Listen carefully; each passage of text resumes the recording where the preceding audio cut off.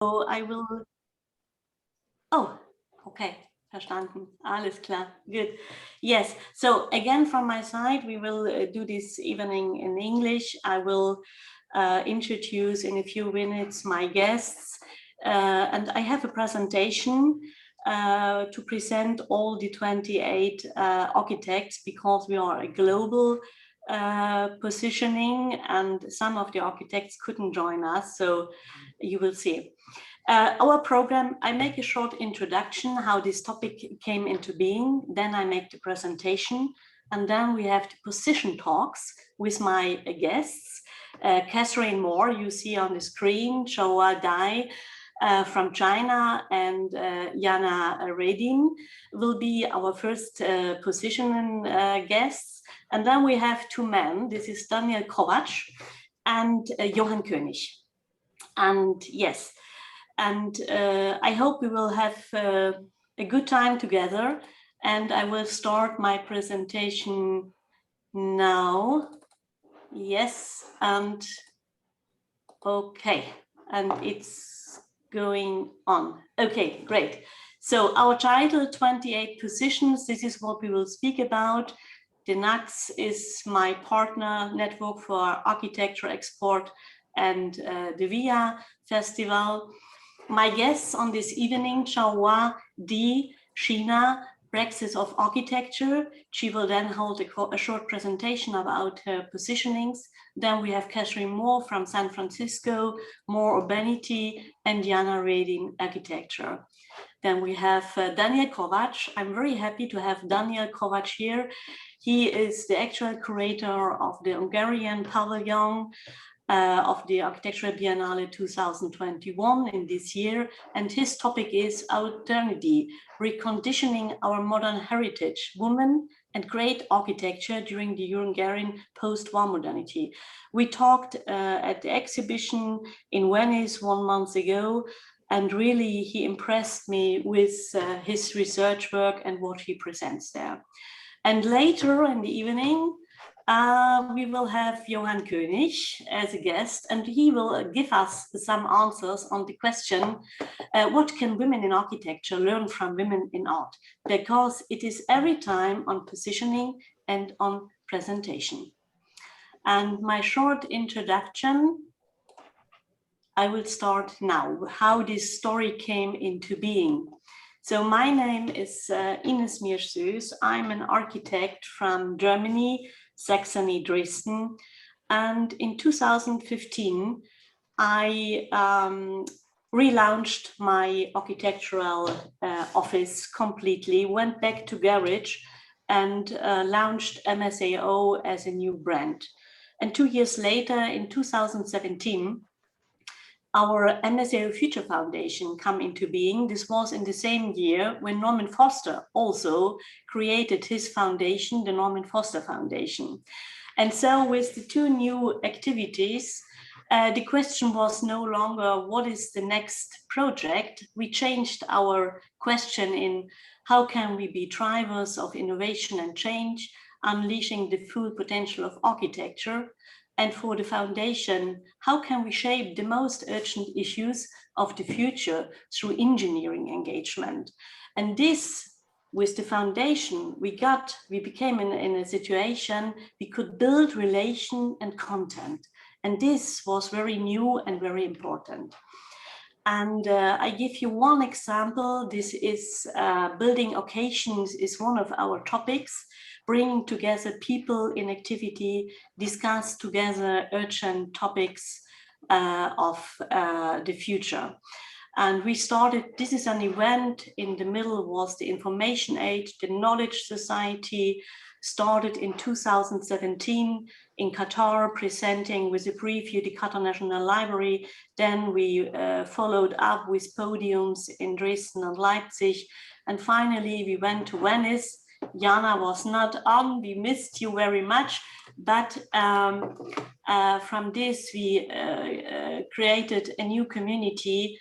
And out of this came the new book, Libraries and the Architecture in the 21st Century, which came out in last month on 10th of May. And now we go on and with knowledge talks, and we bring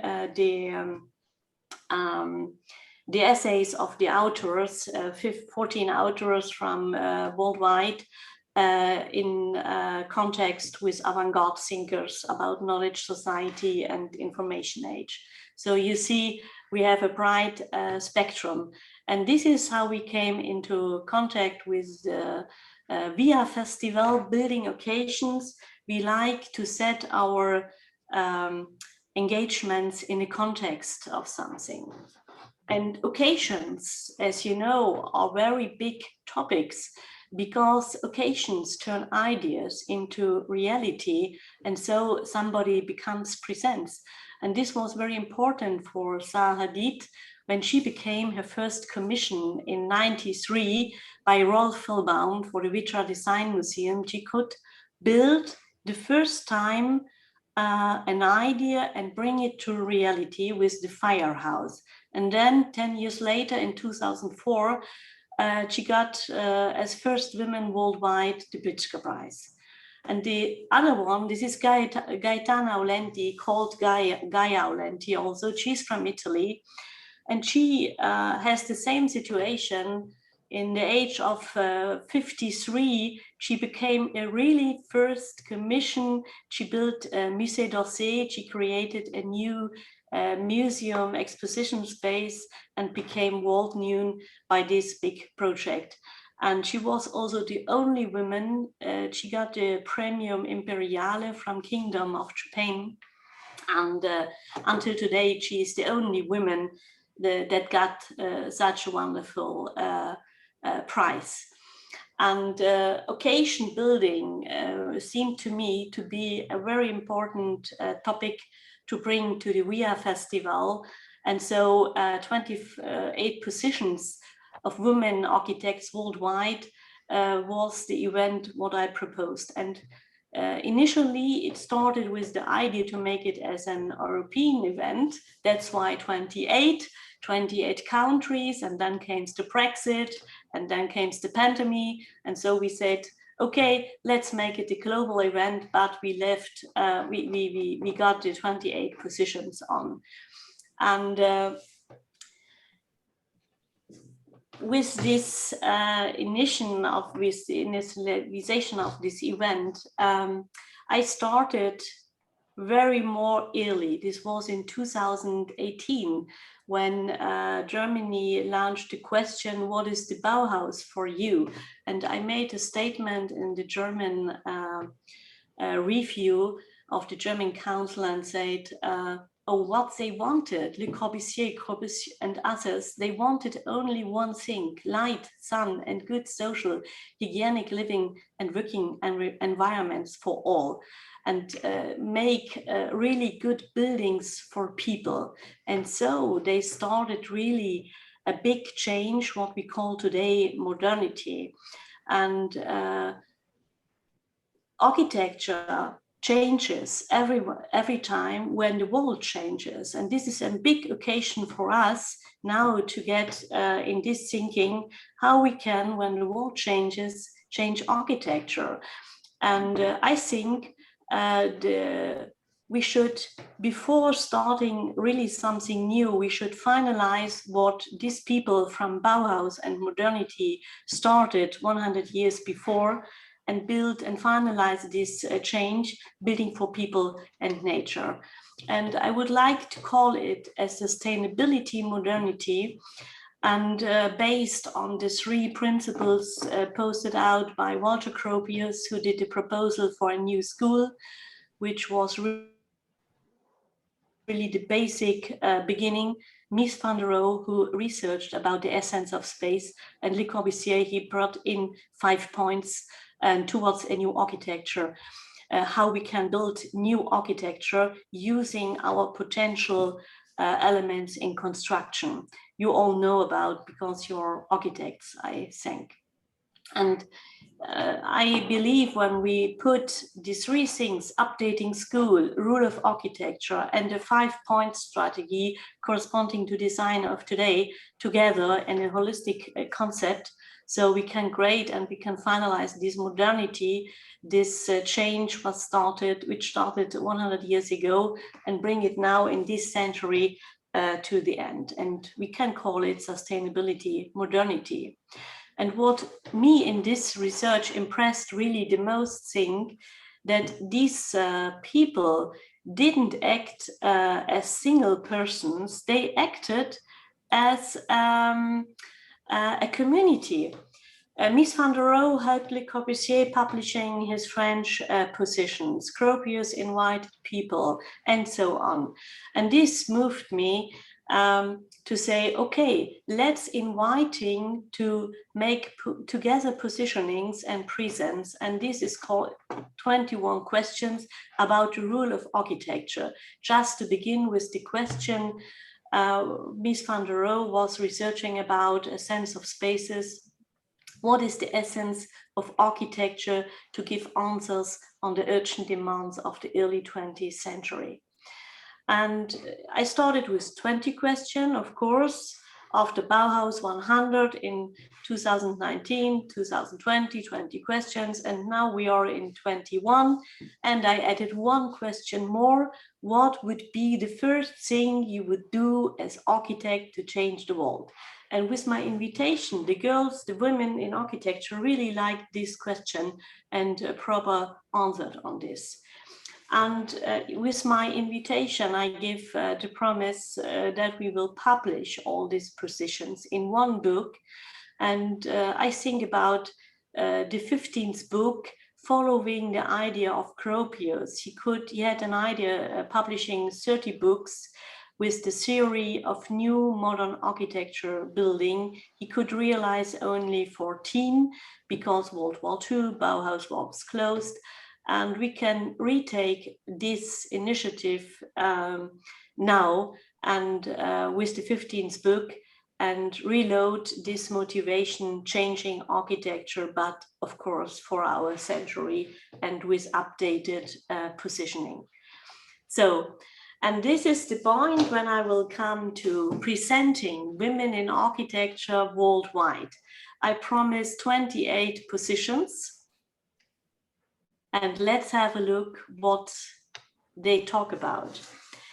And yes, this was very impressive. In the beginning of this year, Vogue talked about leading ladies in politics. Around the globe, there are currently women in politics who are doing many things right and ensuring greater representation. And I think they took all positions and came to this big challenge. This is Denmark Prime Minister, Finland Prime Minister, Serbian, and so on. We have 10 leading ladies that can make a change. And I hope that architects will be next time in the same position to change the world and make things different. And the 28 girls that I will present now are I choose the ABC, so we start with Australia. Alexandra Buchanan from Buchanan Architects. Her position that she published is: we make architecture to enrich the human experience, to craft joy and create a deeper connection to a place. And then we have Marina Tabassum. She was last invited by Kenneth Frampton on his talks as first women. She comes from Bangladesh, and she gave a position like light is everything. The different qualities of light create different atmospheres. And she, is very known for her engagement in architecture in Bangladesh. Then we have Hisa Doubledam from Canada. Her practice, Doubledam Architects, she overtook from her father, and they really focus on sustainability architecture. Sophia van Elrishausen, she is origin Argentinian, She's born in Argentina, and now she's working with her partner Petzo in the agency Petzo from Elrichhausen in Chile. And in a lecture, she gave the position architecture solves problems, and architecture is a problem in itself that have to be solved itself. As architects, we are ideating problems. So I think this is very important, what architects do and what they can bring to society. Then we have Xu Tianjian. She is the friend of Shaohua. We will hear later her position. She is from China. She has been on the Biennale in Venice in 2018. And she said, buildings are not iconic. They are more quiet. Only through an encounter at eye level can rural identity be strengthened again, and thus a balance established. An urgently needed undertaking also on a global level.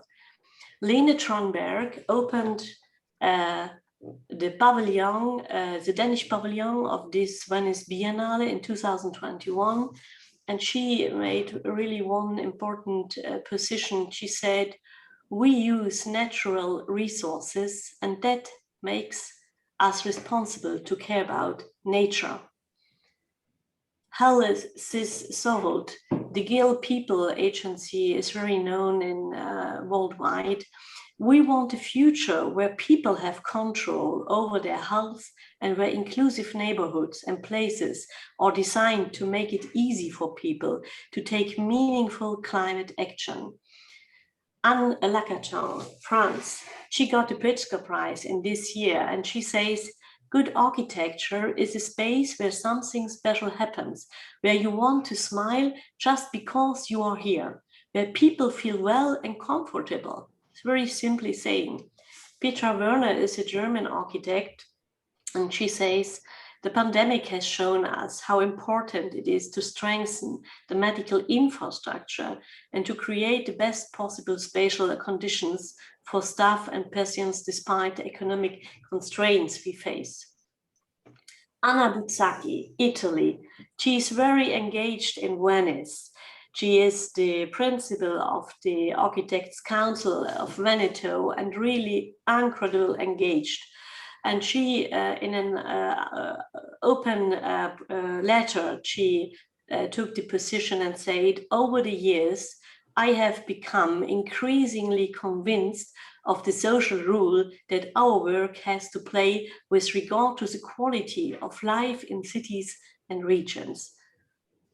And then we have India Madavi. She is known for her interior designs. She comes from Iran and lives actually in France.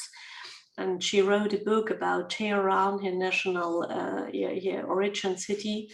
And I found it very nice when she said, I wanted to show an intimate part of Tehran with some inhabited interiors and other empty, abandoned.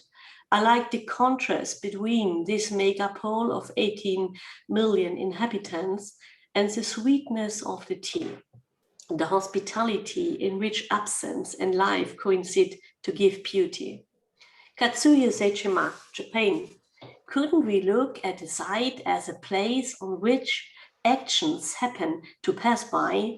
Architecture could be a temporary phenomenon that appears in an action maker's awareness and images while actions move across the local.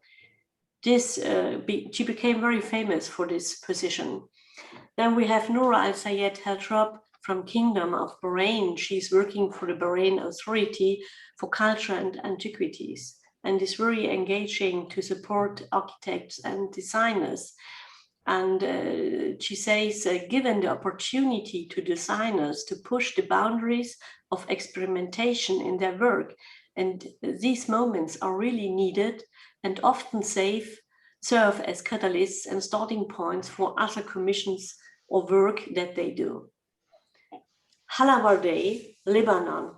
She's living in Paris and is very close working with Jean Nouvel, Hala Wardeh Architects. And she has done the Lebanon Pavilion in this year. with a very nice installation. She called it A Roof of Silence. A miracle project. It draws its energy from culture, that immaterial, indestructible heritage, as well as from ancient olive trees of Praxis trees that have passed their own dying age and that harbor within the hollows of their enormous trunks the possibility of living together and of dreaming by claiming the right to silence. A revelationary installation as is only right and proper. It's really nice and seeable in Venice, actually. Then we have Tatiana Bilbao from Mexico. She's actually the only girl in the Domus edition, curated by Tatao Ando this year. And between men, she makes every month positioning, and she said, nature and architecture are in communication with each other and in constant evolution. Then we have Frida Escobedo from Mexico City. Architecture and design represent social, economic, and political phenomena. Very interesting. Jane Amer from New Zealand. She very battled with the situation to become as women represented in New Zealand. Miriam Kamara is a young Nigerian. Actually, she is supported by the Rolex program and David Ajan. And she says, we want to find out about what people want that we didn't anticipate, or think of things that your average cultural center wouldn't even have. In the work that I'm trying to make, the most important things is talking to the people using those spaces. Then we have Sumaya Valley from South Africa. Actually, she's the youngest architect ever that was invited and commissioned for the 17 pavilion in London from the 17 gallery. And she said, seeing how people find ways to function economically, understanding ritual practices of the city, seeing how belief systems, for example, filter down into how people live, this can birth different or new kinds of architecture that we may not be focusing on in school. This is really rich ground to create architecture. You can see her full video on YouTube. Elisabeth Cristoforetti from USA, Supernormal is the name of the office she practices. We design buildings, blocks, and sometimes software, because designing processes and places together helps us ask bigger questions to reach more people and more communities in our rapidly changing world. And at the end, I post Marta Schwartz from the USA. She's a landscape architect, and I really like her works. This is a kind of graphic landscape design. And here, this is out from an agenda she wrote about global critical crisis. And her perception is, I do not advocate putting an end to our professional excellence or our individual duties as responsible practitioners. But my message is, we must go beyond landscape architecture practice in order to approach this critical environmental crossroads. But we must act together now.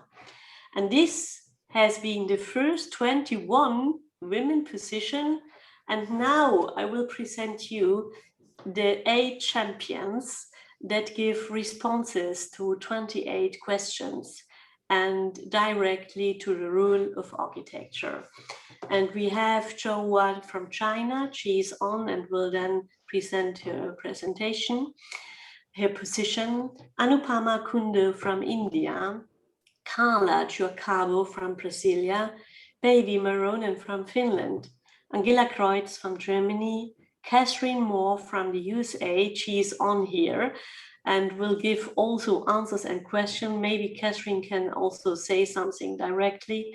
Susanna Nobile from Italy, and Jana Revedin. Welcome, Jana. She will then present directly her position. And Susanna Nobile from Italy really give On each question, 21 question, 1 answer, and I will present a few.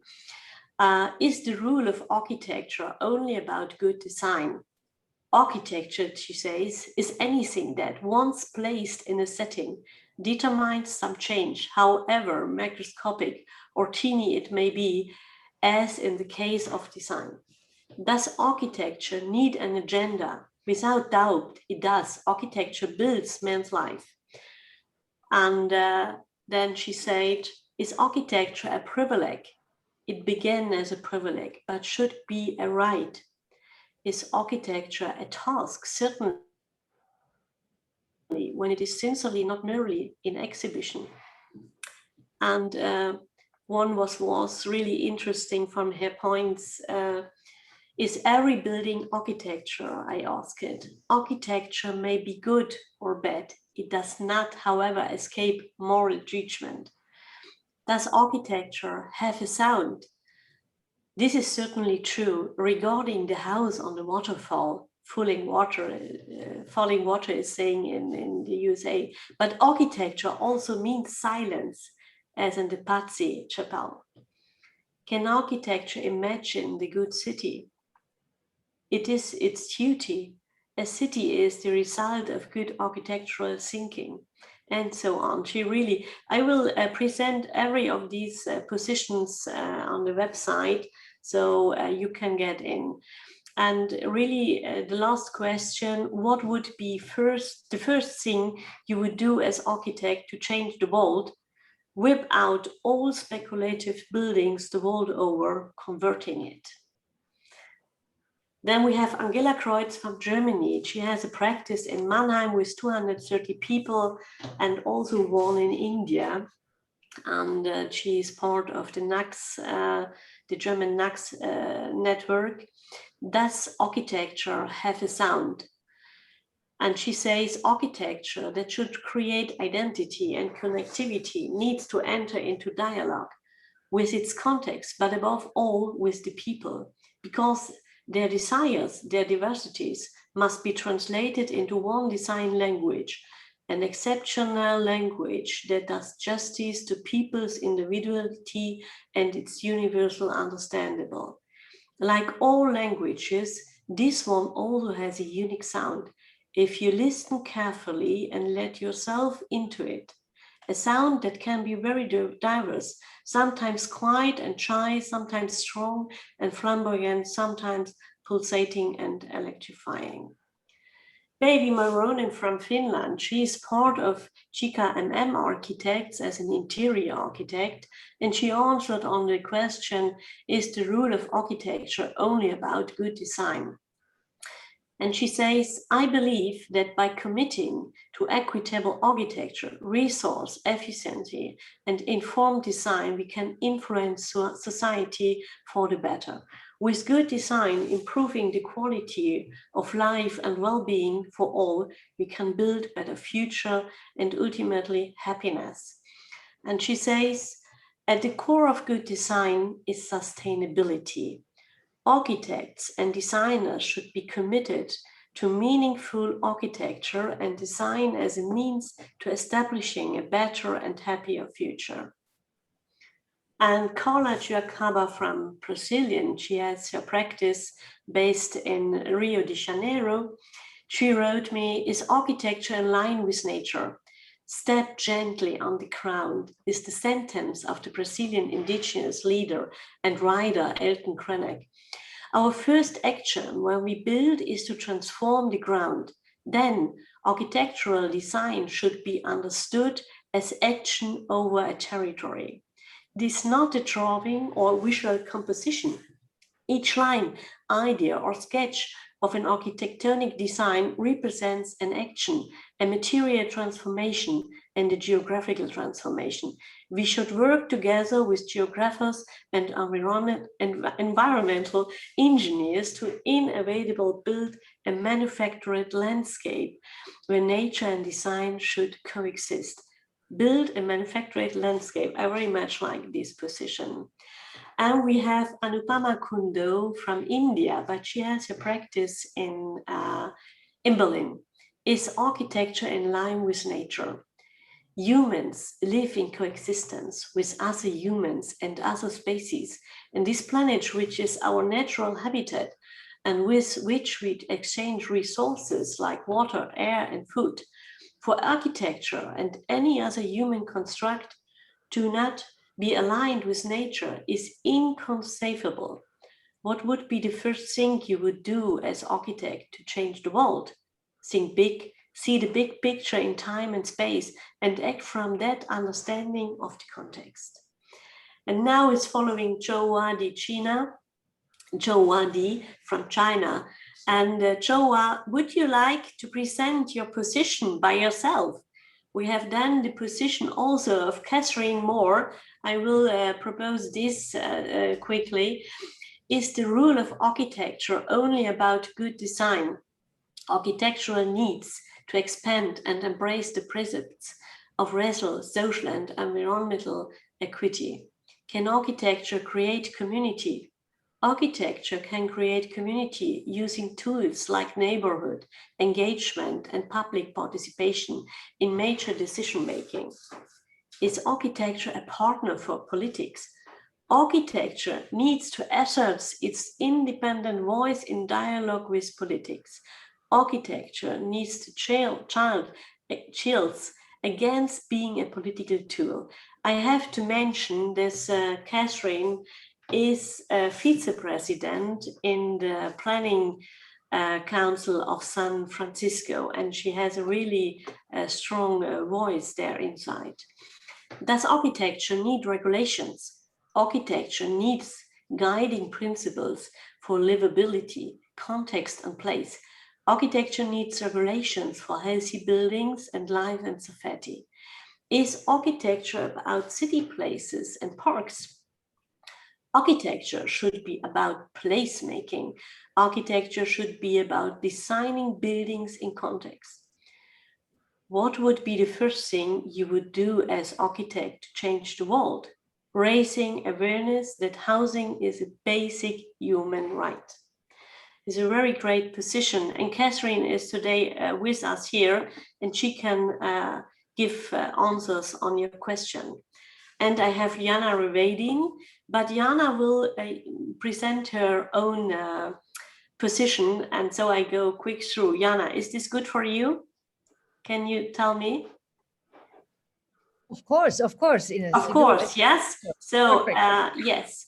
And so I will stop my presentation, come back to the screen, and Shaohua Dai. She is from China. She will now directly present her positioning. Please, Shaohua, get on.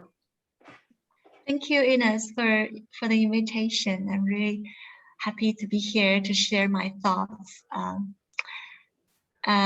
So my position is architecture a privilege? Architecture is not a privilege. A post-earthquake temporary shelter provides immediate material support for the suffered. A tea house or an office facilitates reconciliation among different opinions. A religious space is for one to console his or her inner self. Architecture is for people. The significance of architecture lies on its potential to convey meanings towards harmonious coexistence between human and nature, and to facilitate understanding of different cultures and ideas. My second position, does architecture have a sound? Instead of frozen music, architecture is an instrument that produces a sound. The sound is in the form of energy that flows along movements of life, unfurling in and out of the spaces. Good architecture has a sound that is in tune with the nature's symphony. Thank you.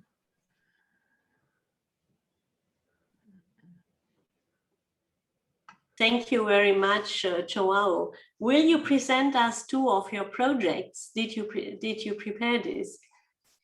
Catherine, yeah. Joao. So it's my turn? Like I will spend next 10 minutes. Yes, you can do okay. this. Yes. I'm Shaohua and I'm the founder of Praxis, the architecture.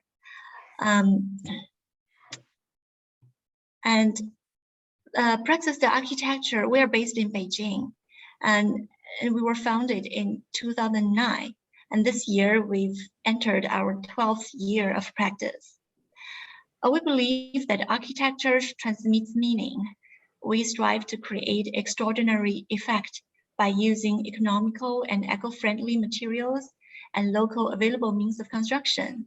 Regardless of project scales, we fully realize architecture's practical uses while fulfilling it with spirit. Before I present the projects, I would like to say something about the background and the social background of our practice. Just as the society has undergone huge transformation over the last 3 to 4 decades, our design firm experienced 2 distinctly different phases during these 12 years of practice. The first phase happened between 2009 and 2014. And the initial 5 years since the founding of our firm, during which our primary built projects were mostly located at the peripheral of the city of Beijing. Before formal development sets in, these peripheral areas have drawn quite a lot of business and residents relevant to art and culture. The outcome of this urban transformation was natural and fruitful. Many popular courtyards, alleyways, outdoor and indoor spaces grow out naturally and forming individual ecological communities. Nevertheless, buildings and spaces constructed around these areas were mostly intended to be temporary, since the land was rented from the local government with only around 20 to 30 years of tenancy. And facing potential of demolition, most renters would only spend very limited amount of money on architecture and space renovation. And next, let me share my screen on 3 of my projects that's completed under this kind of physical and cultural context. Just a second.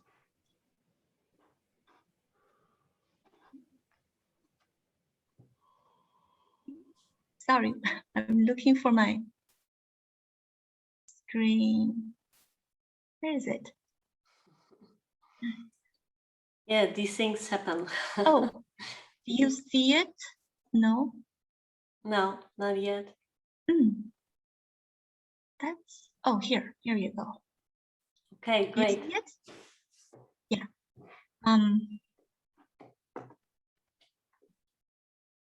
So here you can see that. Oh, can you make it more bigger? Excuse.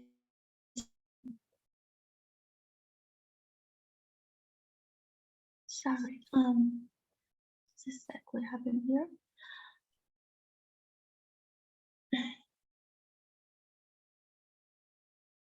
Okay. So you see the project. Yes. Mm-hmm. Yes. Now it works. Right. So we believe that architecture transmits meaning. And the first project is importance of walking store. This is a temporary space that is only 13 square meters. We made it because the client is a friend of mine who is also a lady who is also at the beginning of starting her business. And she was told that the space would only be available for 1 year. And then he will have to move to a new space. So the store was designed to last for only 1 year. So we made this space using very cheap material, but made it in a 3-dimensional shape in a way that it represents the womb of a woman. And so even though the space is transient, the symbolic value of the space is life. And then we hope that the store could be successful and could carry on in the new space. And these are some of the details. So I just pass the images quickly. And the second project is in gallery. This is a gallery in the art zone, in art and cultural community that I mentioned before in this cultural context. This is one of the art district in the periphery of Beijing. It's previously a village, and then this yin gallery was located basically in a very narrow alley in between the building, in between this building and the yard wall. The space is only 3 meters wide and 30 meters long. So it's just less than 100 square meters, very narrow and small space. And actually it was a residual space and can be hardly used, and landlords want to make more money. So she added this space. But then we transformed it into a gallery. A friend of this owner of the gallery, which is this lady, she came back from Japan, and also at the beginning of her starting her business. And then after the space was renovated, it attracted so many people. And my friend, she is very diligent, and she holds an exhibition every month. So this space was rented for only 5 years. And now, just last year, the rent ended. So the space had fulfilled its function and brought life into the neighborhood. And now it's being given back to the owner. See, these are the exhibitions and activities happened in the space. These are some of the details, and even the most private space, the bathroom, we had this lamp intending, you know, the in gallery is like a flower, although transient, the life is limited, but it still contributes to the surroundings and contribute to a better world. That's the outside. And the third project is the Spring Art Museum. And this is also from a private client. This is also a lady client. Although this building is bigger, much bigger, it's like more than 4,000 square meters, but the cost is still very low because the land parcel, the lease of the land parcel is only for 20 years. So in this project, the idea is that the space is not only to accommodate artifacts, but also believes in modern and contemporary art. This is in Songzhuang, which is the artist village. We call it the base camp of Chinese contemporary art. It is in the last 30 years that Chinese people start to be passionate and love contemporary art. So this is like a newly acquired belief. So with this intention, the museum space was designed with skylight and very neutral background, clean surfaces, with the terraces, staggered terraces, and consistent with the profile of the ceilings, so that the space is flexible to hold art of different scales. So these are 3 projects that's built under the our first phase of practice. Yeah, and then in the second phase of our project started after 2014 because there has been this change in the policy.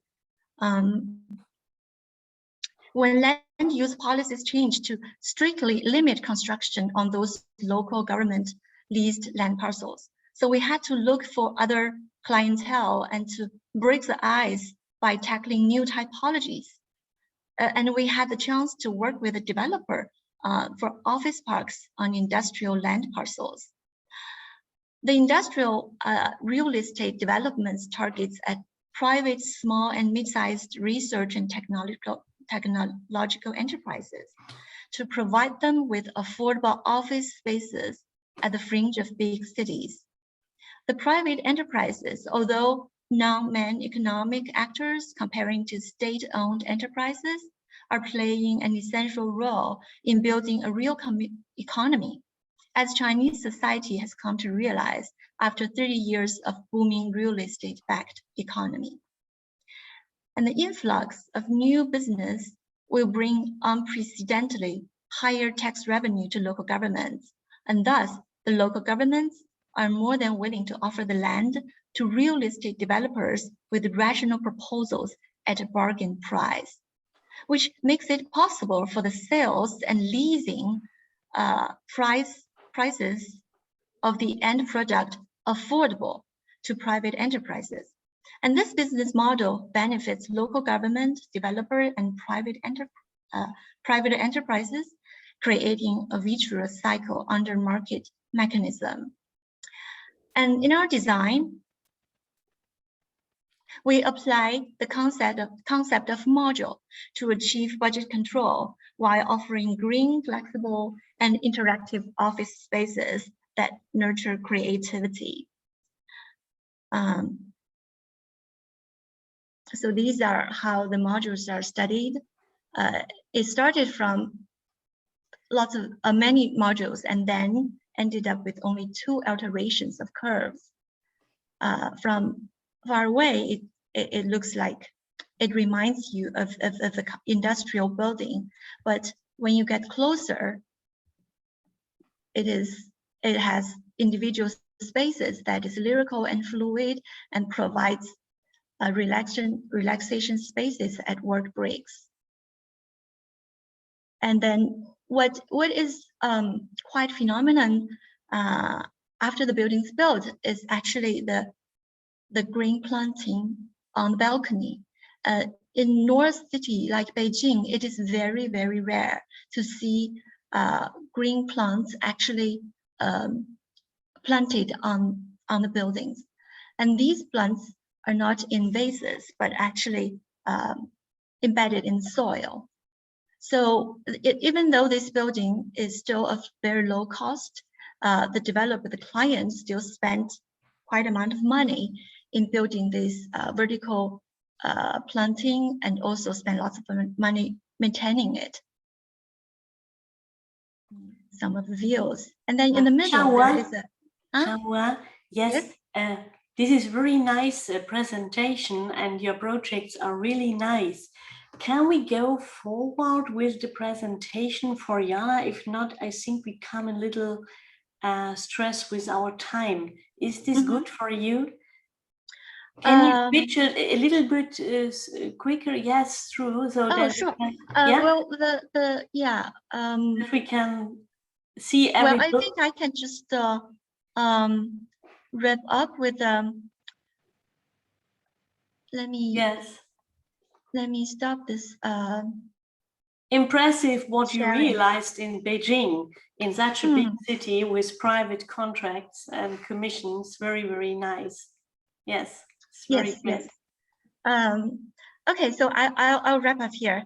And this is what our project is like. Thank you. Thank you. It's very, very great presentation. So every project can be seen on your website, right? And thank you so much for your statements. That I very much liked your positioning about the symphony of space that you did. What does architecture has a sound is really impressive. And yes, and that's now I will proceed with Jana with her presentation. Can you check out Shaohua with your presentation that I can open? Yes, sure. Great. So yes, thank you so much. So, and now we have Jana, and she will present us her position personally.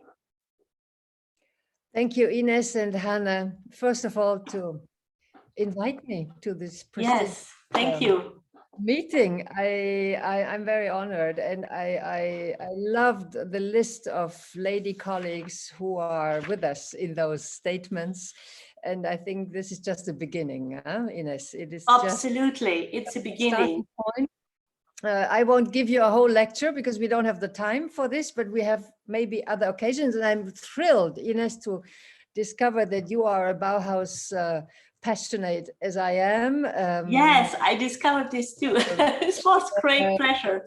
The whole year 2019, I turned around not only Europe, but the whole world with one lecture that was called The Three Bauhaus Inventions, Urban Ecology. Oh, really? Great. Pedagogy and social empowerment. These were the three real rebel innovations that Walter Gropius gave with his beautiful team. And once that we have an occasion, we can of course share this this beautiful speech with all of your team and your network. Today, I was asked to choose some questions. I did not answer to all of them, just three. Yes. Does architecture need an agenda? And I answered you with the words of my master and head of the office until the moment that he passed away, Aldo Rossi. Architecture is always political. So there needs to be an agenda in our thinking and doing differently architecture and the city. The next, Ines, please. Yeah. This agenda for me today, after 2 years of being closed down in Venice, which was a privilege and a pleasure, but anyhow, a frightening privilege for all of us and all of people who have lived this, again, a pandemic after 100 years. By the way, the Bauhaus was founded opening up to the majority of the population, the women in that moment, after a terrible world war and a terrible pandemic. So let us not forget that women were invited to architects for the first time in 1919 because there were not enough men anymore. Okay. Dead in war. So go back to my first point of the statement. What is the new city that we have to create in this 21st century after 100 years of the reformatory movement? This city or this living space, it can also be the territory as a whole, has to become slow. This running after time is money was the wrong decision of the industrialization period. So this slowness, I always like to say to the students, the sidewalk city, the city where you live on the sidewalks, is made of 1,000 villages. Unimportant how big the city is, it has to be slow. We can meet, we can exchange, we can include other religions, other ethnics, other beliefs, other ways of living, because we can talk together. And of course, my theoretic rules and roots are Jane Jacobs and Jan Gehl, and up to coming to in other continents by Krishna Doshi, as we have Indian colleagues listening to us. The second point of my positioning, of my agenda, is, if you go to the next slide, thank you, Ines, that this city or this living space needs to also refine silence. We need to become calm.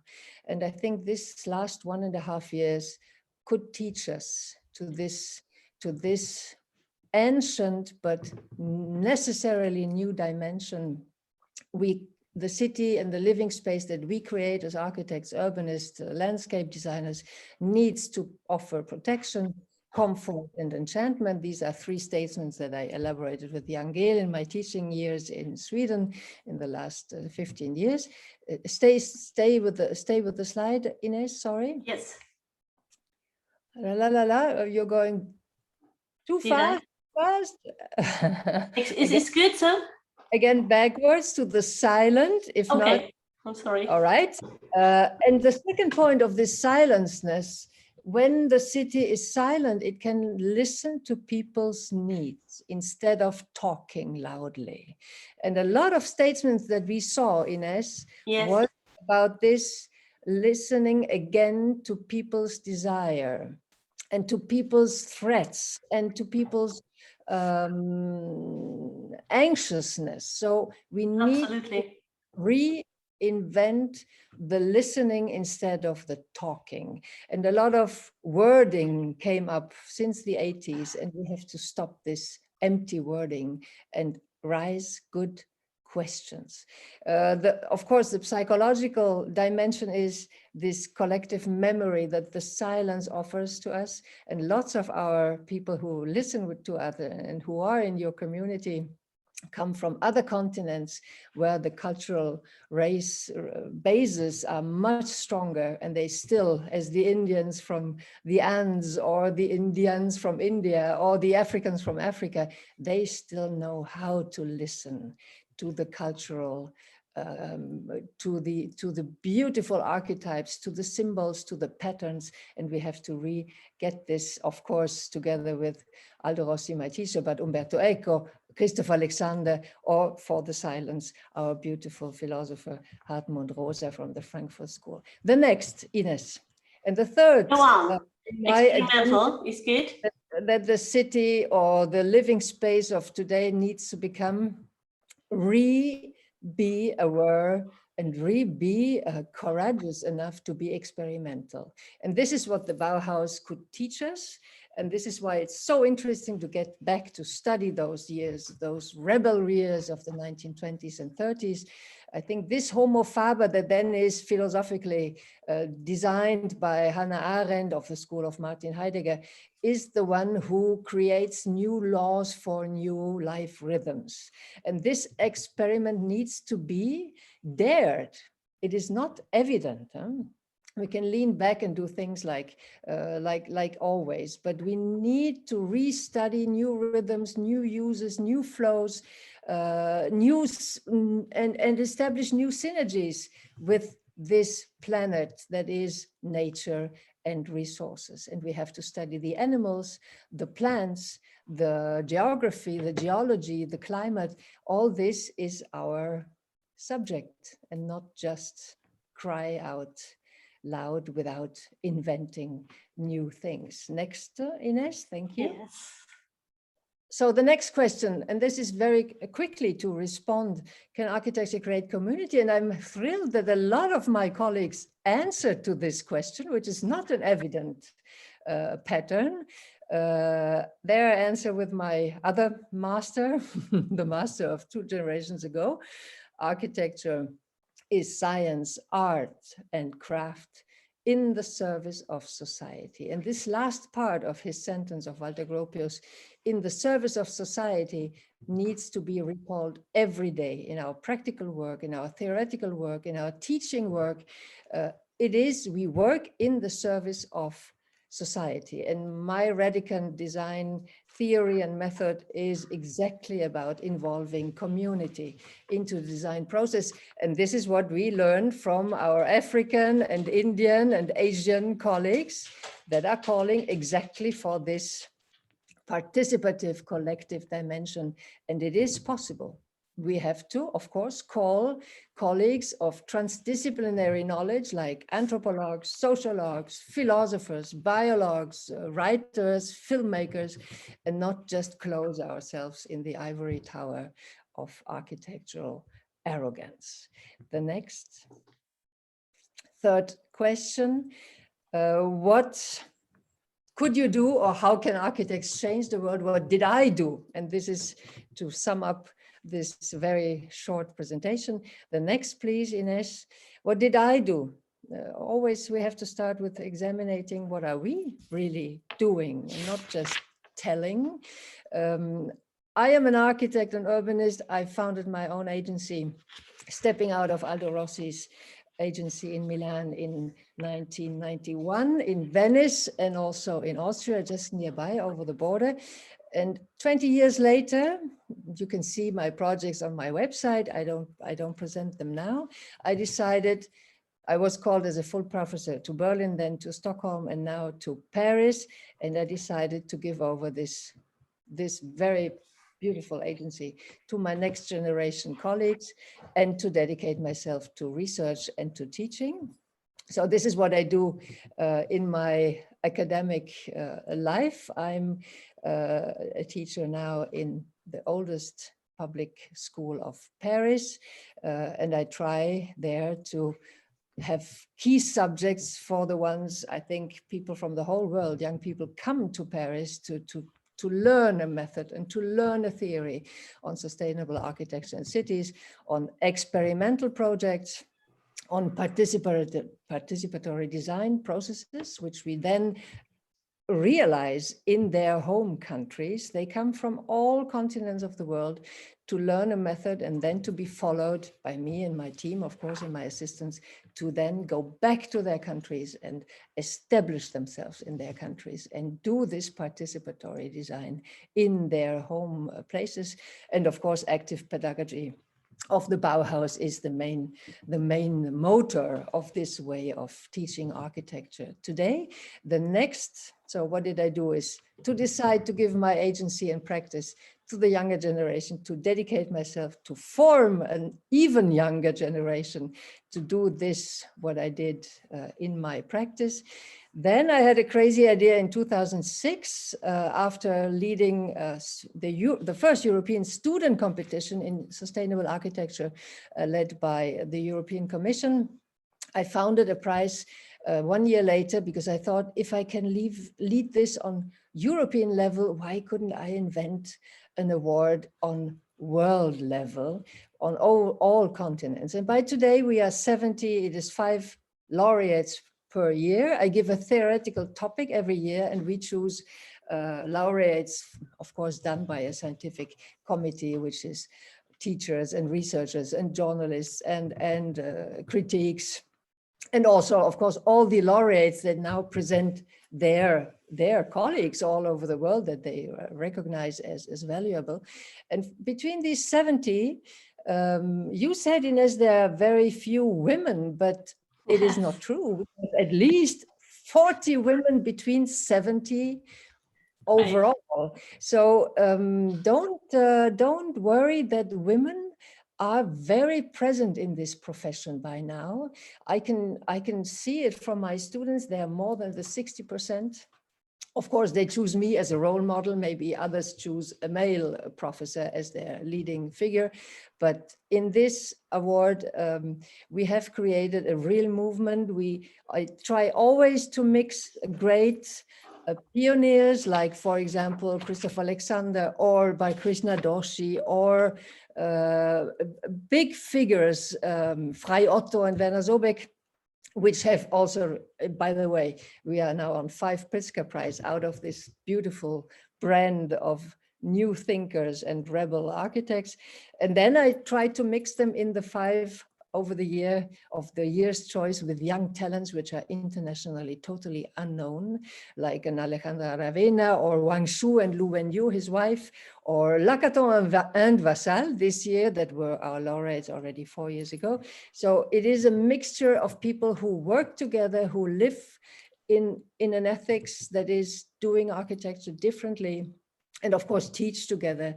And then we do common projects in normally the so-called southern continents, which are the coming continents of the global south. The prize is very nicely patronized by UNESCO, which of course gives us a great credibility. Next one, 8th of October. If someone happens to be in Paris, you are all very invited. And the next one. So what is the sense of this award? It is a new community that already exists now since 15 years. We write together, we teach together. We developed community projects together, or only if it is needed. We give support in political and social agendas. Sometimes a colleague needs help to promote a project, to push a project through to clients or public clients or private clients, it doesn't matter. But we can write something, we can support an idea or a process from far away, but clients will most likely be much more attentive if there is a community in the back. Yeah. Of course, we write on those 5 laureates every year together with Marie-Hélène Contal, the most famous architecture critique of France. But also I invite those colleagues to write with me in a new theory towards this sustainable design that needs to be also theoretically presented. And architects normally are a little bit lazy to take the time to write down their processes. So I really push them to do so. And we do projects together. For example, also next year we will be presenting 3 of the most exceptional, I have to say, new talents on the Biennale of Versailles in next spring. And with this we are coming towards the new life of Jana Revedin that was throwing onto me like a gift 3 years ago. As I'm an expert of the Bauhaus movement since my diploma and my doctoral thesis and my habilitation, I was invited to write a book for the centenary, of course, of the Bauhaus, and getting into this figure of the totally forgotten second wife of Gropius, I wrote not an essay that was expected from me, but a novel. And my editor said, "Are you crazy, Professor Revedin?"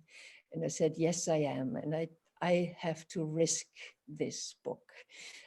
It has become the most read book on the Bauhaus, I think, in the last 2 years. And it is not by chance that the new or European Bauhaus was created, because Ursula von der Leyen wrote to me that she had read this book and that she had to do something in 100 years time difference to restart this ethical and political and social movement. So that was the start of totally unexpected success, and that of course makes us responsible to then follow readers that are apparently touched by a story. So last year I dedicated myself to another female figure, a forgotten woman who had not invented and re-given power to the Bauhaus movement as Ise Frank had done, but it is the grandmother of my husband who had invented the new Venice in the 1920s. Other totally forgotten figure of history.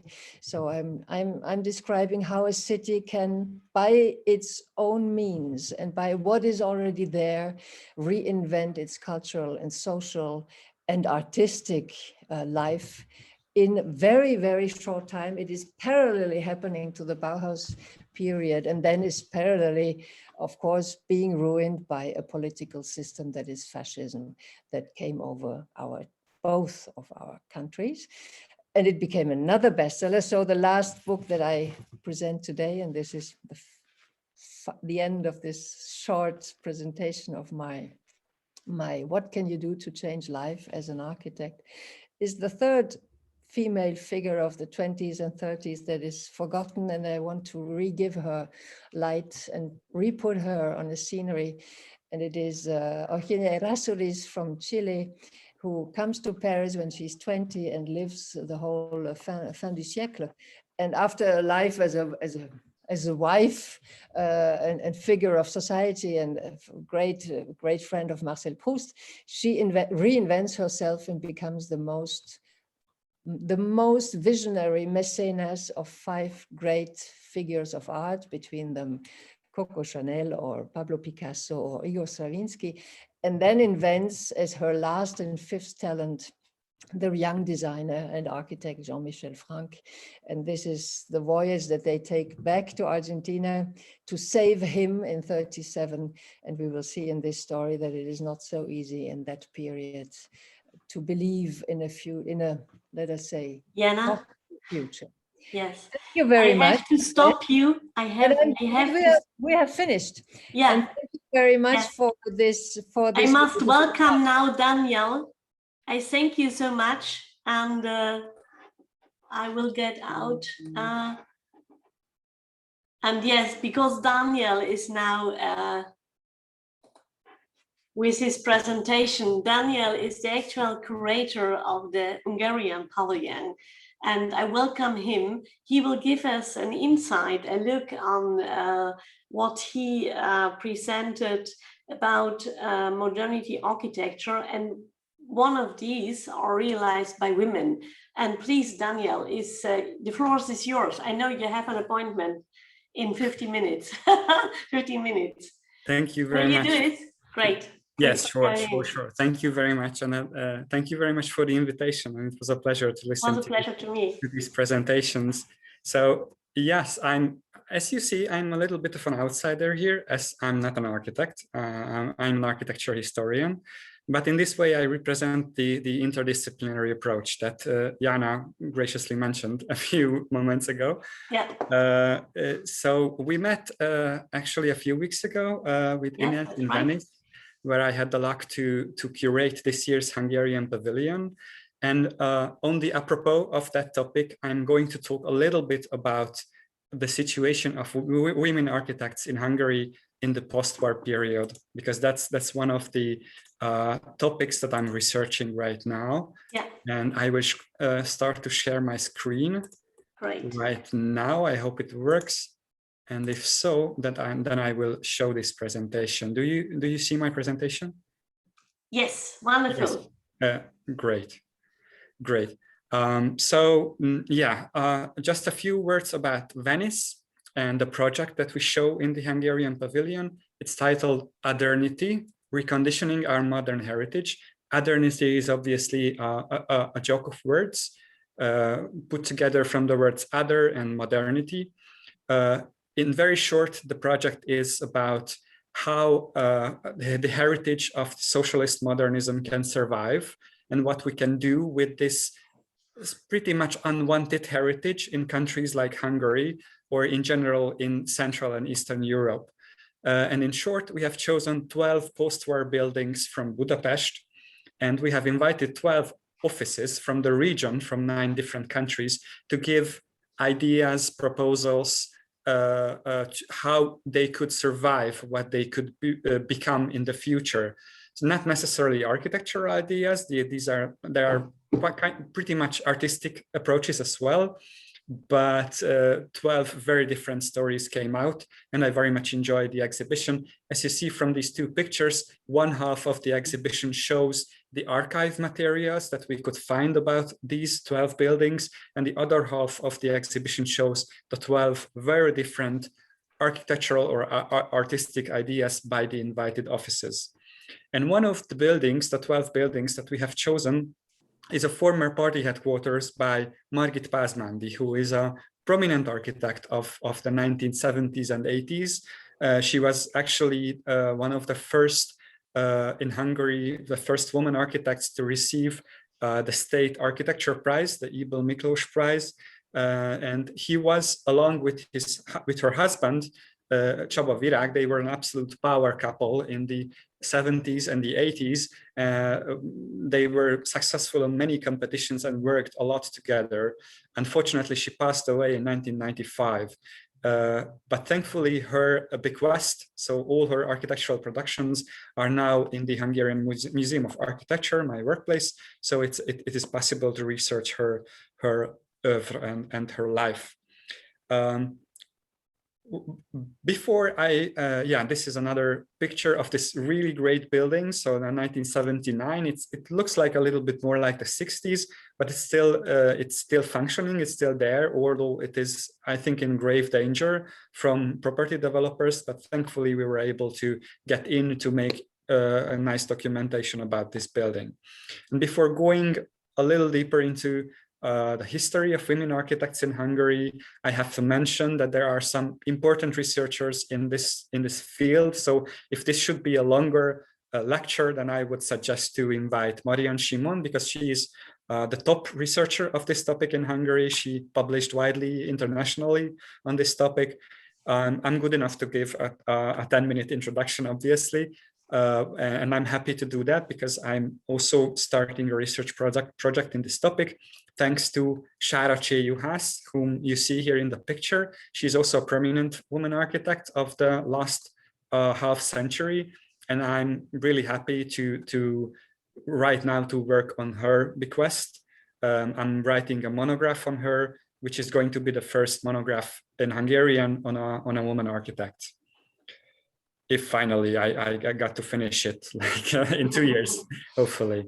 So the history of women architects in Hungary starts in 1919, actually. That's the first year that women are able to sign in on the Department of Architecture in the University of Technology in Budapest, and the first women to get an engineer's degree, because that was the official form there, is Esther Pechi, who actually became a really important structural engineer, and she participated by many of the highlights of modern architecture in Hungary. So he worked together with Marcel Breuer even, and some others from the Bauhaus coming back to Hungary a little bit. Unfortunately, they left quite soon, and also Esther Pechi herself immigrated to the US in the 1950s. Then, as you see, in the late 20s, a new generation of women architects emerges, and these are the first women who actually stay in the profession, and they manage to build stuff and manage to even win competitions in the late 30s and the 40s. Unfortunately, a huge part of them does not survive the Second World War. So in the late 40s, there is an almost total blank sheet, and there are some new beginnings, because in the late 40s, a new generation of women architecture students gets into the university. The number of students grows exponentially. So in 1 year, it's 50, 60. In the next year, it's 500, 600. So obviously, in this huge growth, women are also participating. This is the time when the amount of women in the architecture department gets to around 20 to 30%. And this generation becomes the first important women's generation in Hungarian architecture, and they start their career in the mid 50s, but not without problems, obviously. I sat down to talk to Erzsébet Schilling a year ago. She started in the early 1950s, her career, and she told me about her very first experience in architecture when she went to work into one of the state offices. There were only state offices in Hungary at that time already. And she signed in at her boss, and he just looked at her and stated that he's not going to work with women. And he just left there to sit for a day until she could apply for another studio in the very same office. Which was obviously a pretty bad start for a promising young architecture talent, no matter the gender. So unfortunately, as I think it was in every society at that time, women had to fight with very strong stereotypes about what and how they can do architecture. And this lasted very long, even in a socialist society as Hungary. It is true, on the other hand, that the society tried to keep women in the profession with several collective benefits, such as daycare centers or easily available food for the family. So most of the architects that I'm going to mention in 2 minutes were able to build up careers very similar to their male colleagues. And this is also a very specific point, that most of these women architects that I'm talking about of the 50s and the 60s and the 70s always compare themselves to their male colleagues, and they wanted to achieve a very similar career. So we are not talking about a time when women are able to differentiate their own visions about architecture, but they are always and they also compare themselves to their male colleagues.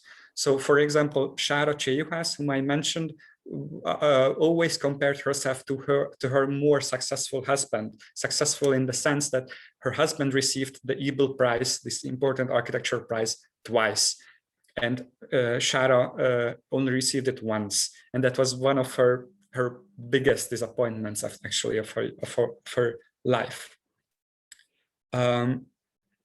Again, society helped women to stay in practice, to stay in the profession and actually create, but not necessarily helped women to achieve important positions in architecture, because the profession remained pretty much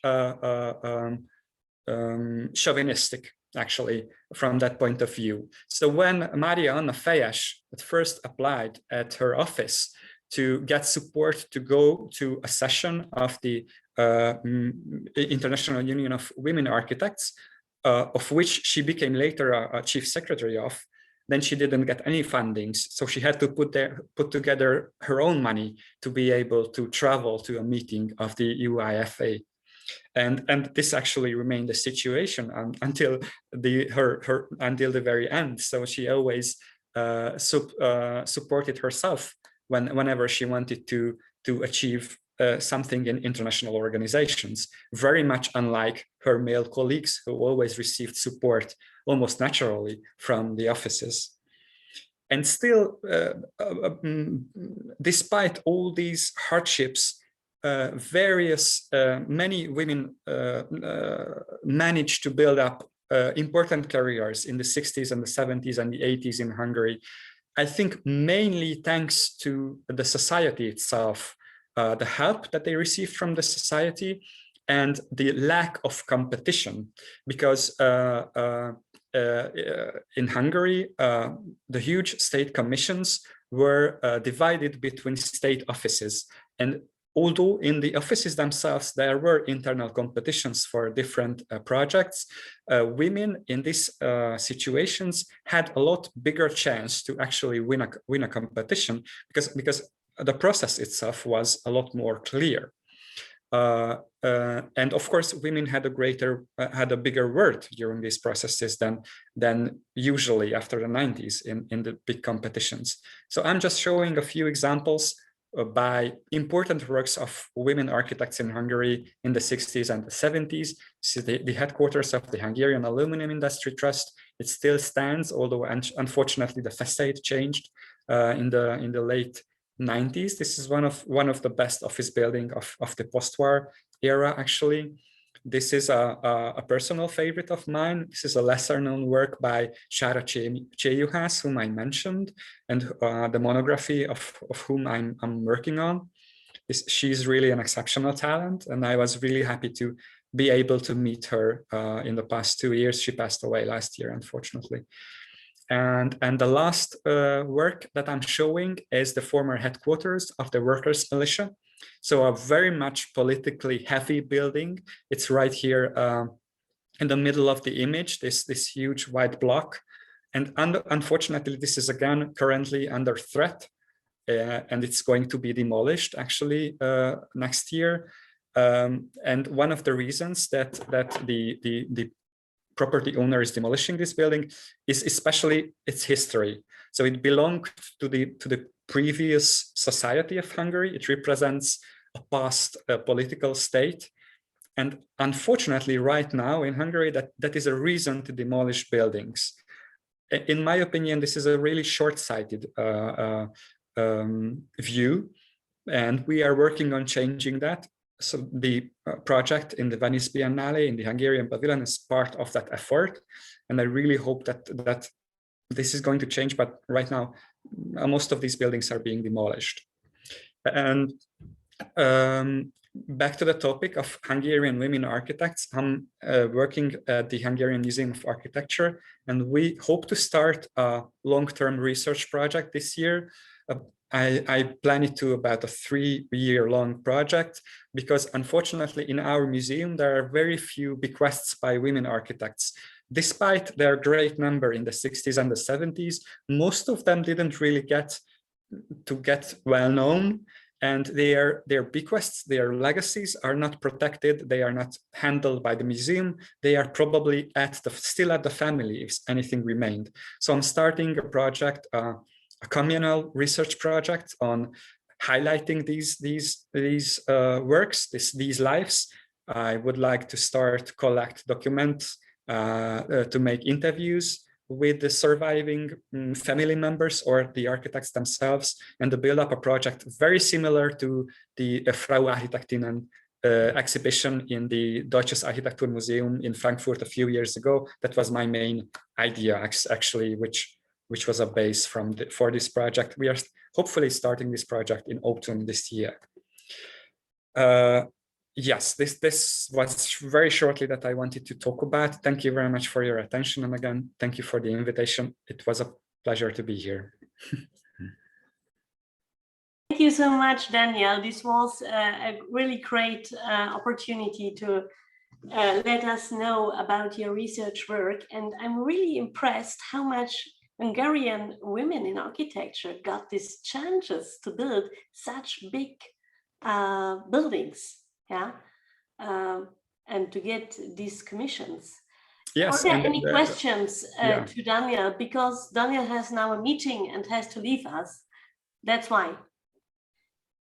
Yeah, I'm sorry. And then obviously in this short time only allowed to show a few examples, but there are an incredible amount of really good buildings that I could have shown. Great. Yeah.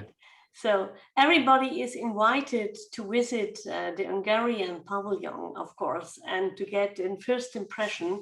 And then we will be very surprised about your further research works. And yeah, thank you so much, Dániel, for having been here.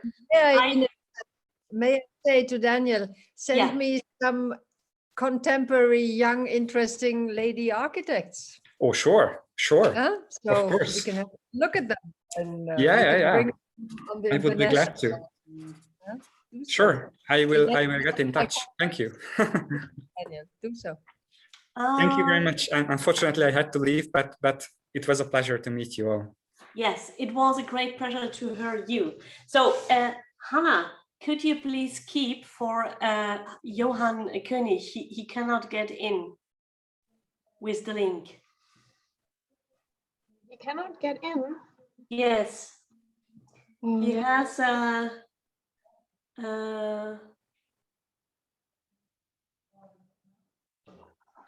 yes, he cannot get in. What can we do?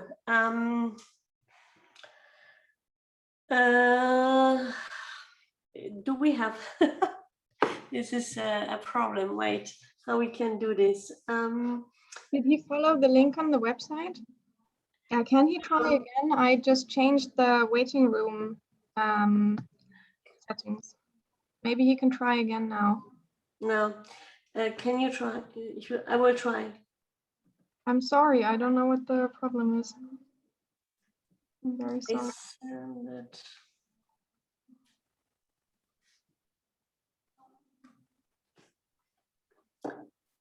I will shortly switch in my email maybe, and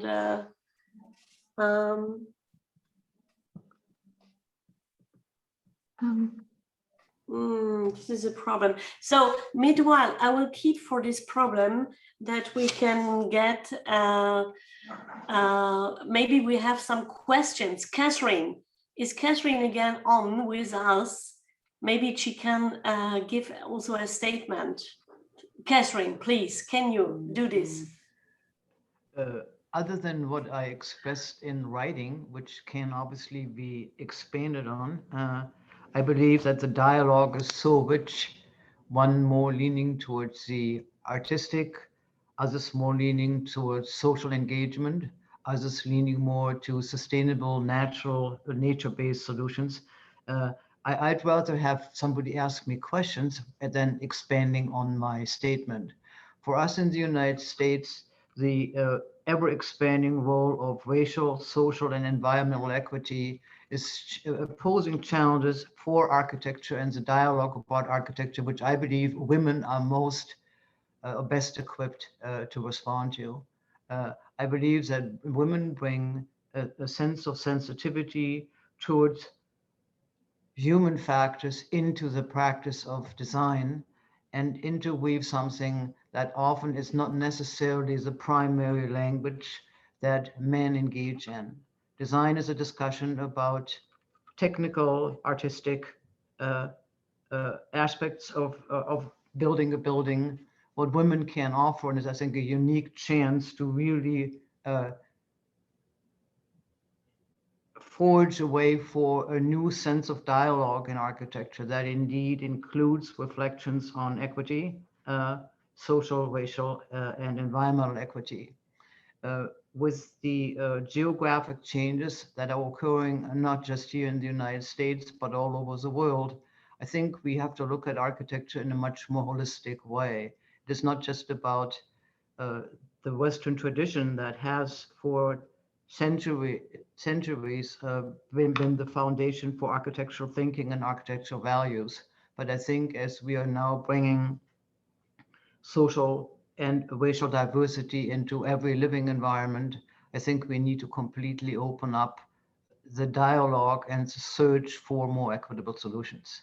And again, I'm restating that I believe women have a great opportunity to really lead the charge, to openly address and demand a new attitude toward how we engage in discussions about design and how we pursue architecture on a much broader level of responsibility.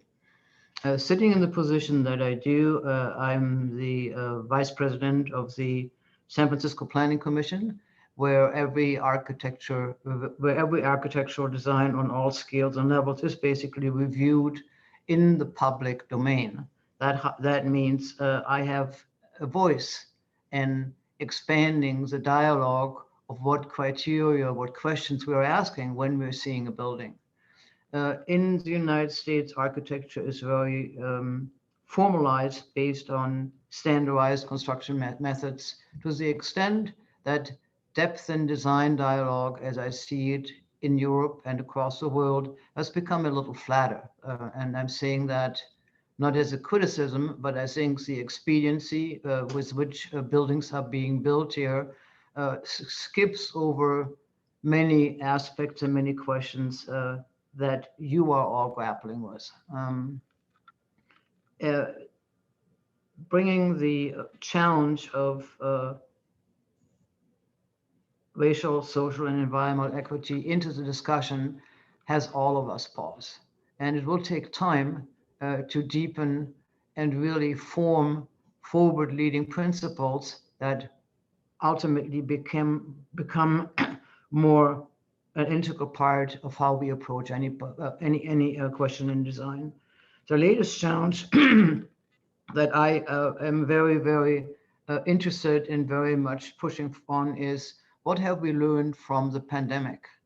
I think the pandemic will have to set new standards for livability and public health. And that is not only in how we look at apartment living, how we look at use and size of open spaces, how we design schools, how we create places of social gathering. I believe that what we have done so far has to be re-examined, because I believe that COVID will stay with us beyond will stay with us in the future. There will be other versions, other variety, and I think we can use this time to rethink some very basic attitudes. They indeed resonate particularly strong when you look at social and racial questions. It also very much touches on the depths of the question of environmental equity and environmental justice. I wanted to throw that out because that particular aspect is a very new, challenging element in talking about design, at least here. And I hope that it resonates with everybody. And I do believe, to repeat, that women have a great, great share of the pie to lead and form a new look at that subject and way-leading responses to it. If anybody has any questions, I'd be happy to answer any questions anybody may have.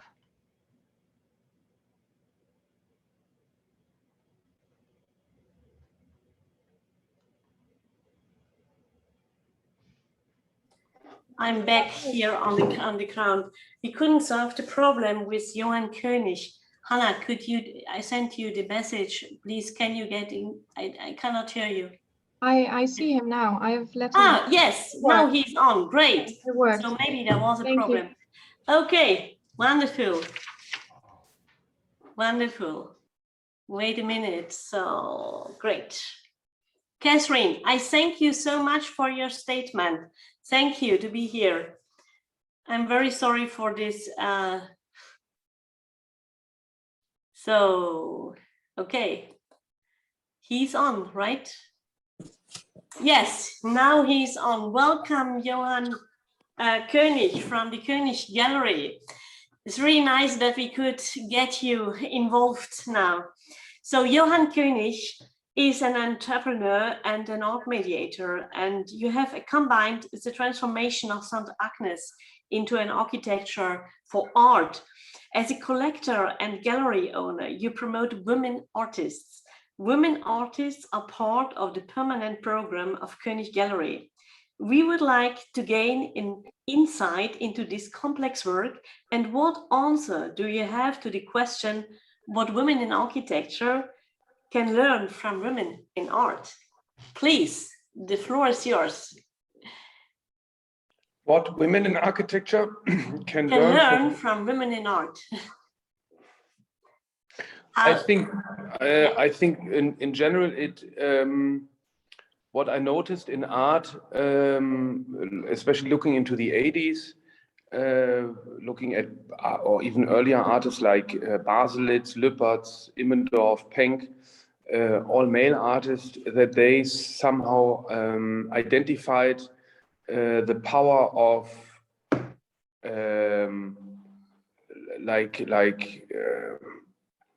being somehow like this bro community.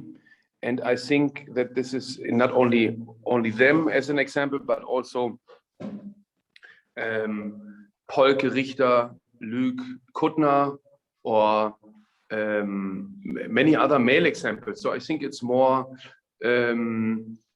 interesting when you compare these characters like Kippenberger, Oehlen, Büttner, all male again, and then you look at other peers from that time, which is like Isa Genskin, Rosemarie Trockel,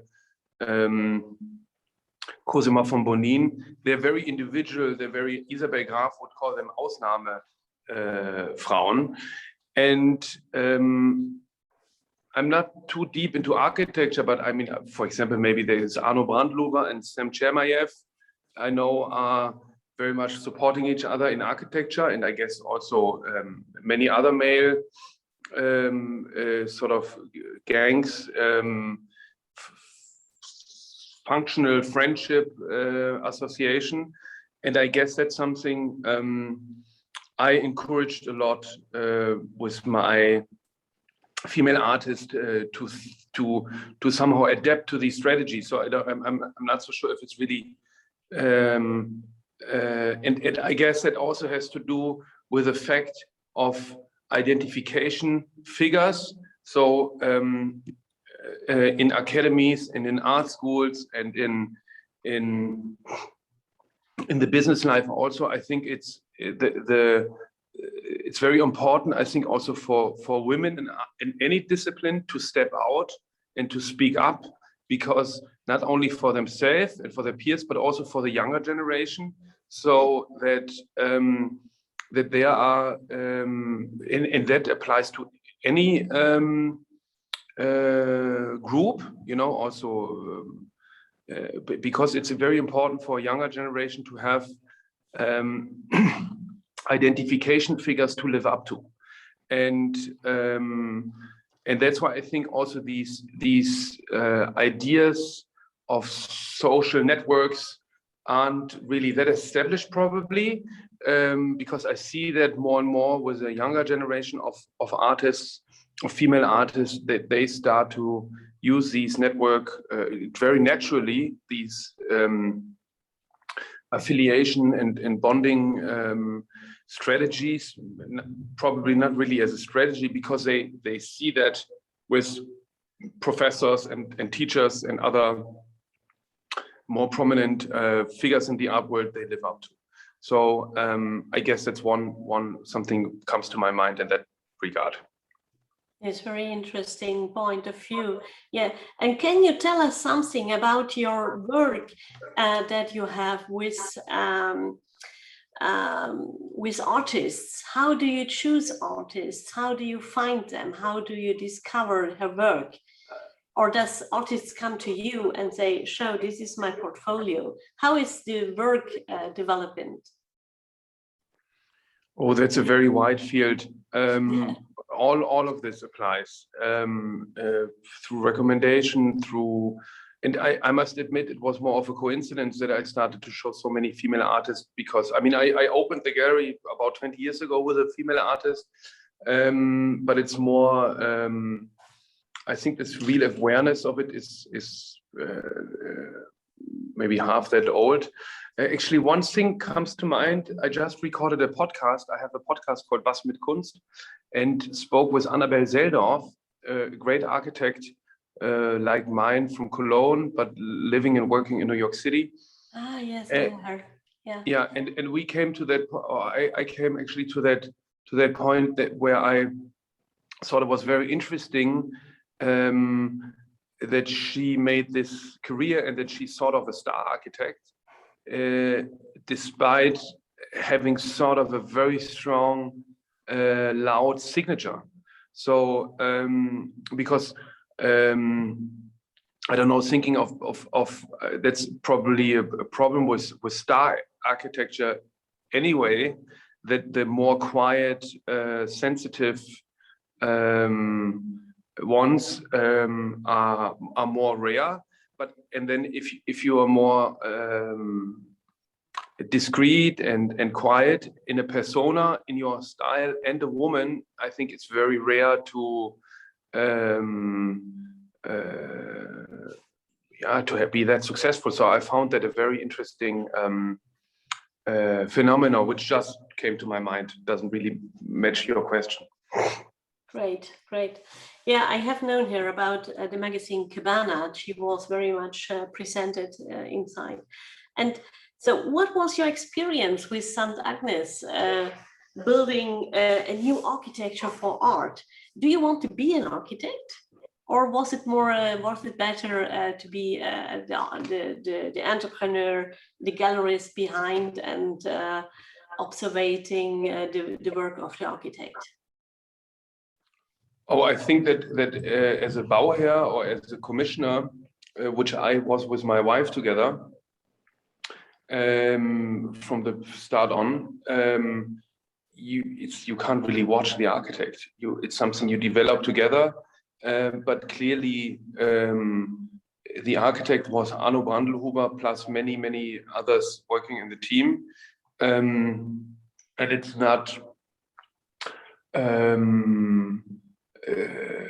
It's really I think the architect. It's really a collaborative practice, of course. And you need to. You need to be involved a lot and go through the whole process together. But I always had a fascination for architecture. I find that architecture is a very challenging form of arts because it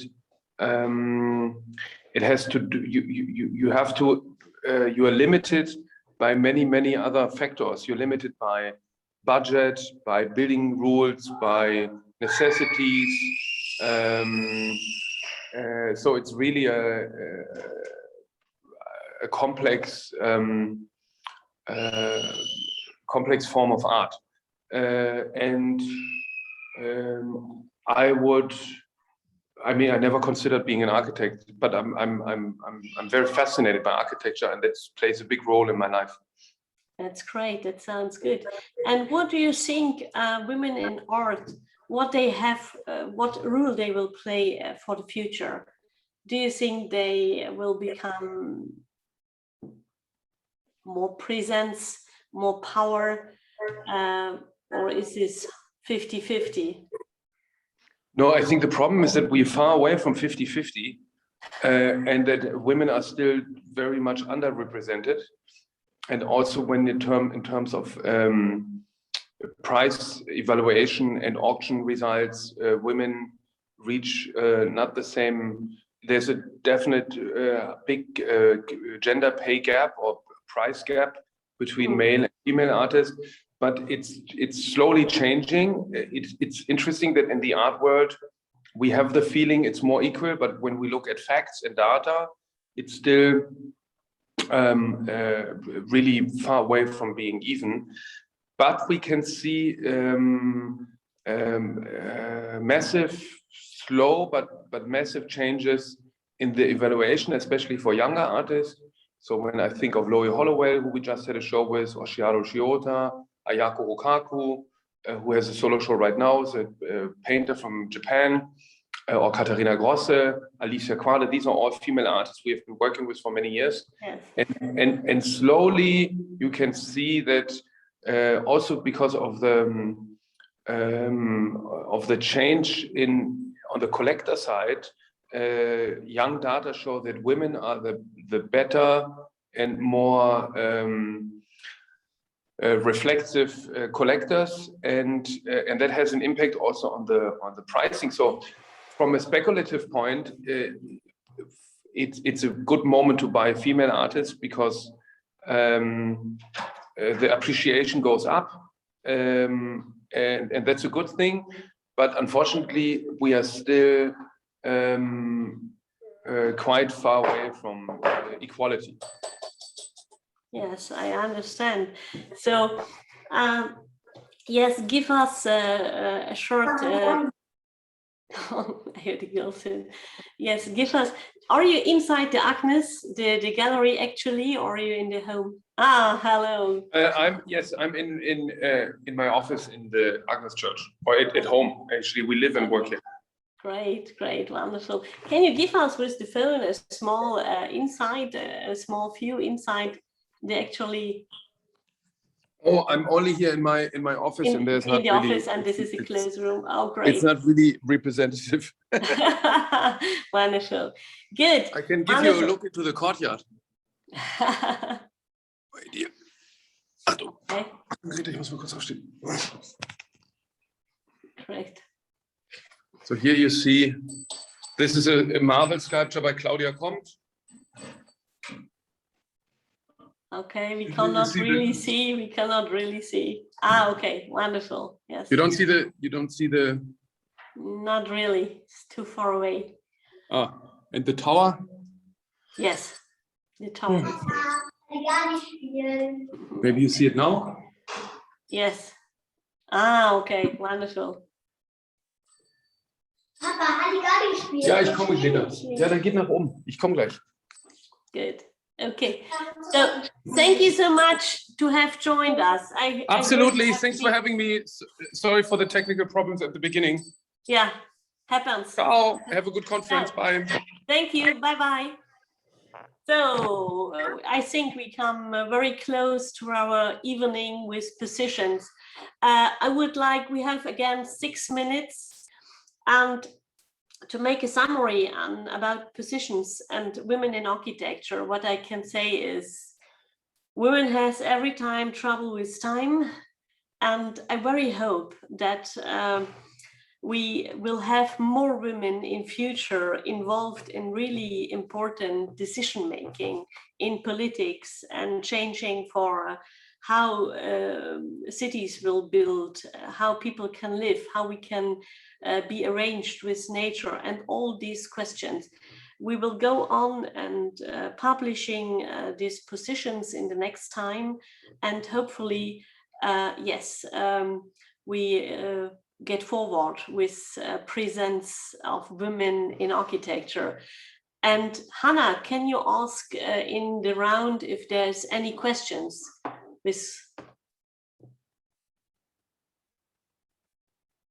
Not yet. So great. So I will thank to everybody to have been here on this evening and say goodbye. And this was the VIA Festival for this 2021.